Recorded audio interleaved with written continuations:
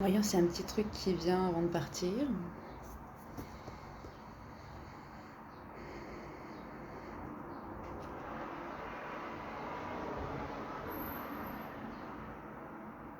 Ce que j'ai, c'est ne vous jugez pas. Quoi qu'il arrive, ne vous jugez pas. Tendez-vous la main. Proposez-vous de l'aide. Octroyez-vous du soutien, de la compassion. Apprenez l'amour. Vous savez, on est dans un monde où on pense tout savoir. Voilà. Moi, j'appelle ça l'ère des sages. L'ère des grands sages, l'ère des titans, voilà. Il faudrait prouver toujours de son intelligence, toujours de son savoir, de sa capacité. Vous savez, des fois je me dis que si on a autant de mal à être adulte, c'est parce que quand on est enfant, on pense que l'adulte sait tout, qu'il est complètement omniscient.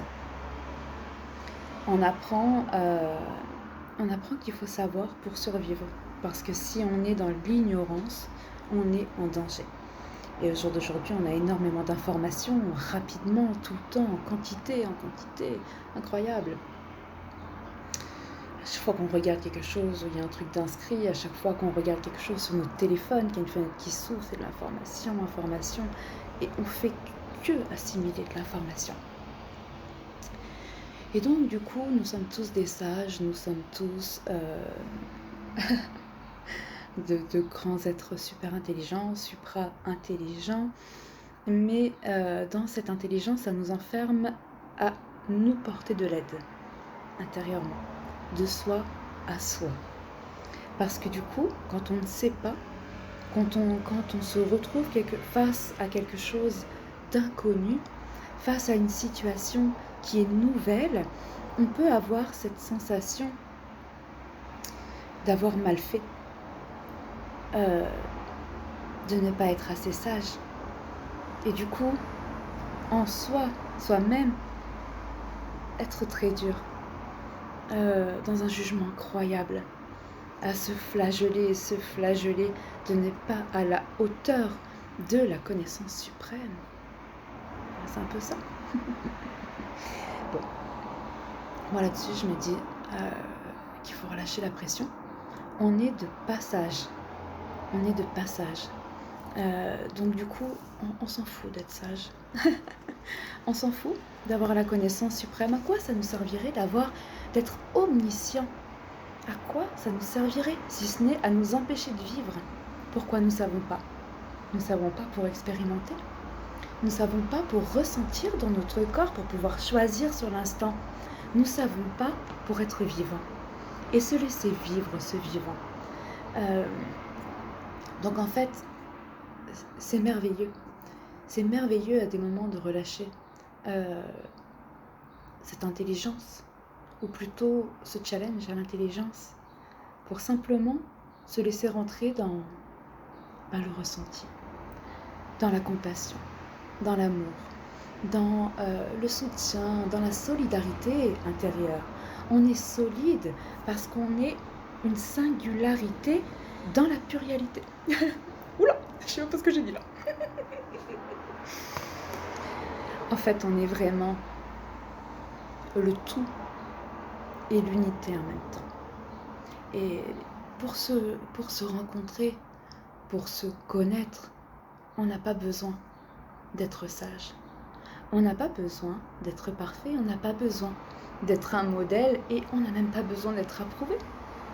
On a simplement besoin d'être proche de son cœur, mais aussi de ses corps, donc du complet de qui on est, et de se laisser vivre cela.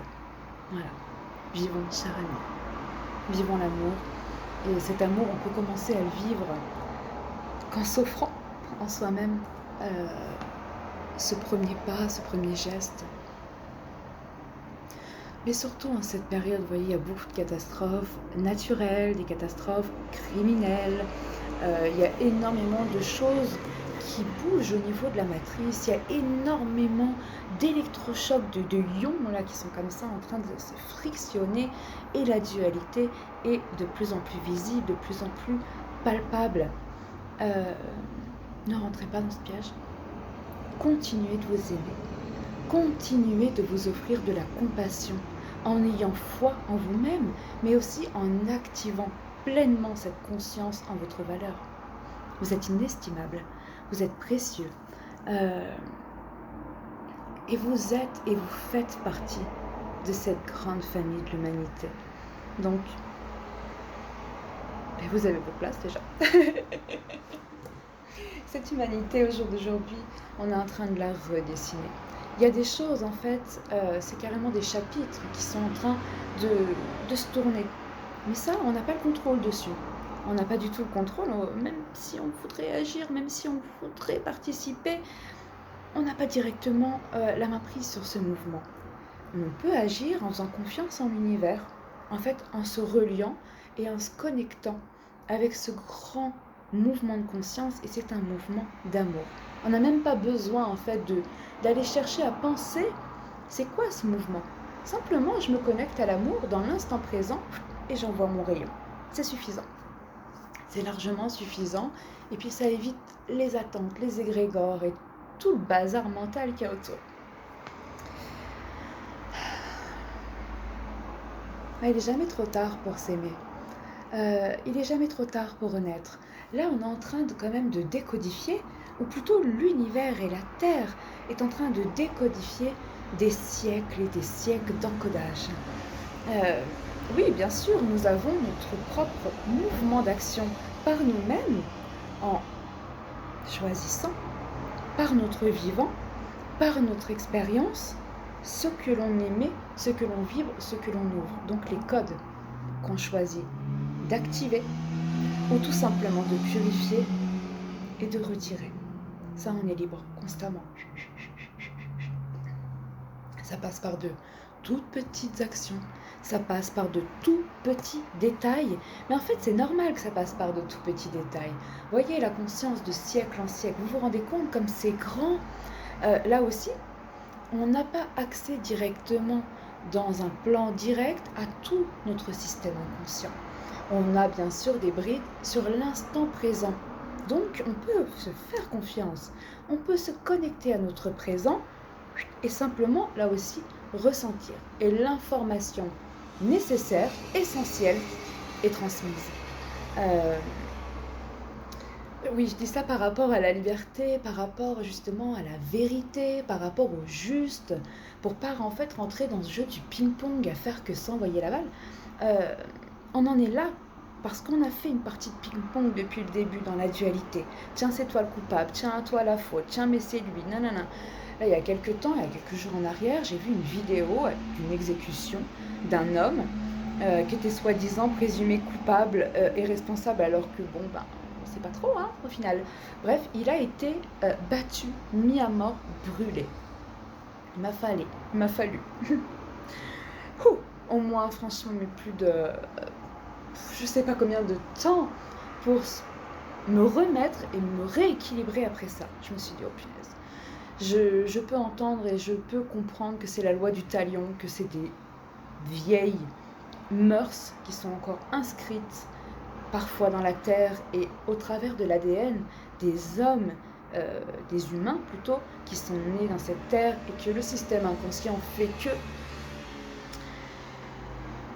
Mais quand je vois ça, je me dis, wow, bon là il est temps.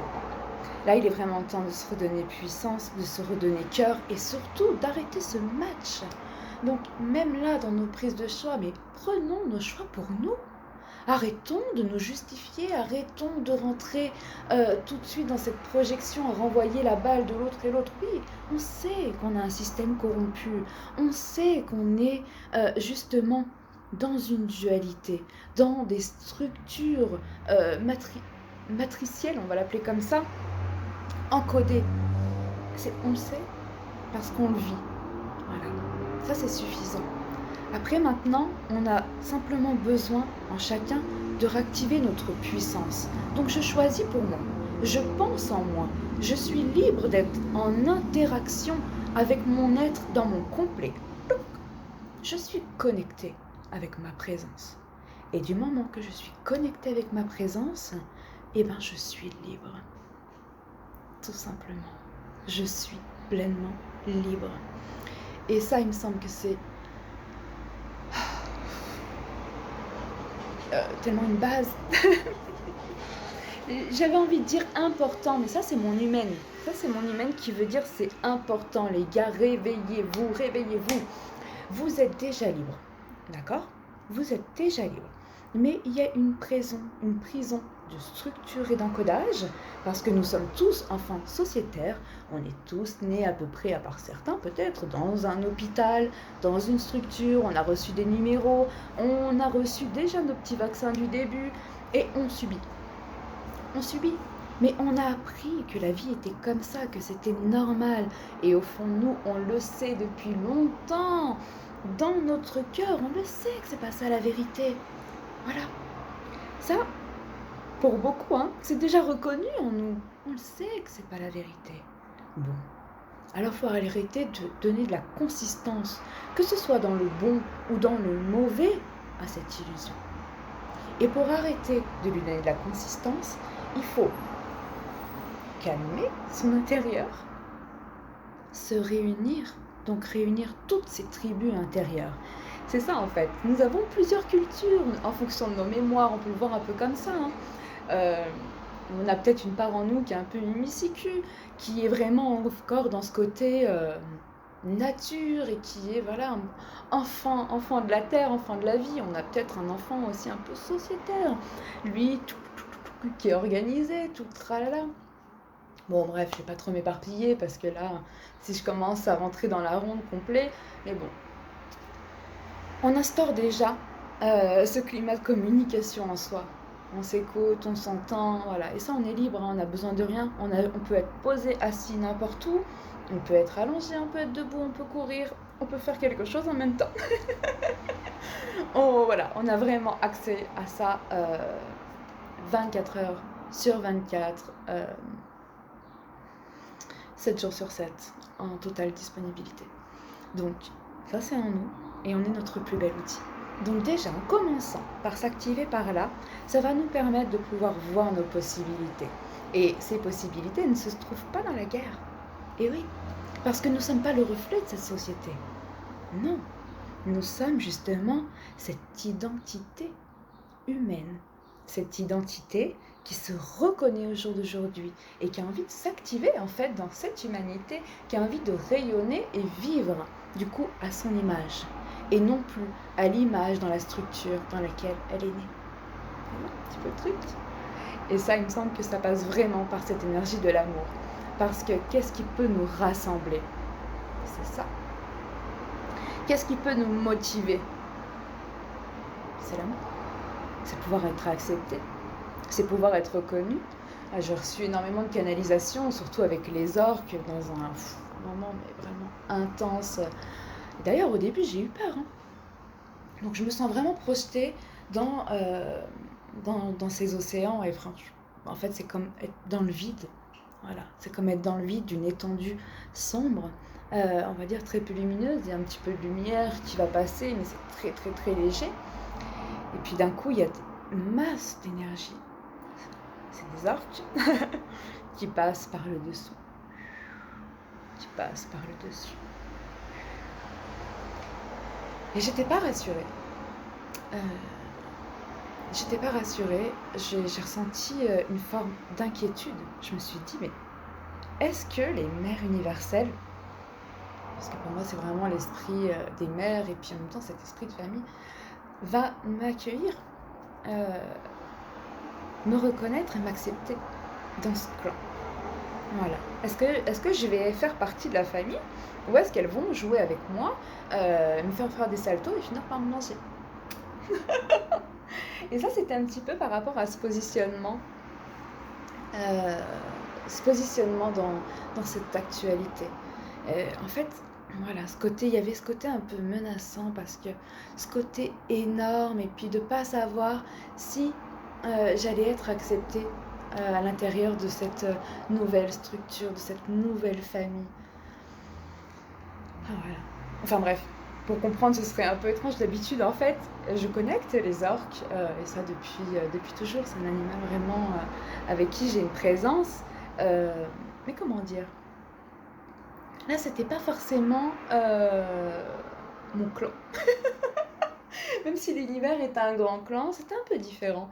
Donc du coup, il y avait vraiment à être accueilli par ce côté mère, par ce côté sœur, par ce côté solidarité, et puis rassemblement, en fait, hein.